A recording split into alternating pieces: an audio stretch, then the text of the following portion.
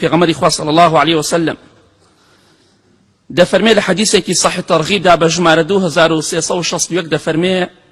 من شرب الخمر في الدنيا ولم يتوب لم يشربها في الآخرة وإن دخل الجنة. أو كسيل دنيا دا عارق بخوات وبشمري لسر عارق خواردنا اگر حلالي بحلالي بزاني او مشرك وكافر دبيت اگر بحرامي شي بزاني وبحرامي بخواتوا او عقوبه تري بودان راو بلام كافر نيه مشرك نيه چونك الله حرام دي خو مو پنا بخوي گوره بلام کومل عقوبه زور گوره چاوريتي پیغمبر خدا صلى الله عليه وسلم فرمي هر كسي لدنيا دا امريكا العقوبه كان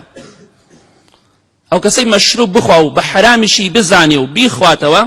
وتوبش نكا ولسري بمريت هر کاتێکیش خوای گەورە خستێ بەهەشتەوە ئەگەر چووە بەهەشتی شەوە ئەوە خوای پەروەردگار حرامی دەکا لەسەری عارەقی بەهەشت بخوا چونکە خوای گەورە لە قورئانی پیرۆزا دەفەرمێ وأنهار من خمر لذة للشاربين لە بەهەشتا کۆمەڵە ڕووبارێک کۆمەڵە بەحرێک هەیە یەکێک لەوانە بەحری عارەقە ڕووباری عارەقە کە خوای گەورە دەفەرمێ زۆر خۆش و بەلەزەتە او انساني كدي اخواته ولا ناو بهشتا روبار هي بحر هي ام بحر روبار دروات بس عرقي كي زور خوش بلزته جاء او كسي بمريو توبنك على مشروب خوادن اگر برواته بهشتي شوا او عقوبكيتي خوي غرد فرمين نابي لو روبار بخويته كزور خوش بلزته او عقوبكي دنيايه عقوبكي قيامتي شوا واضحه دياله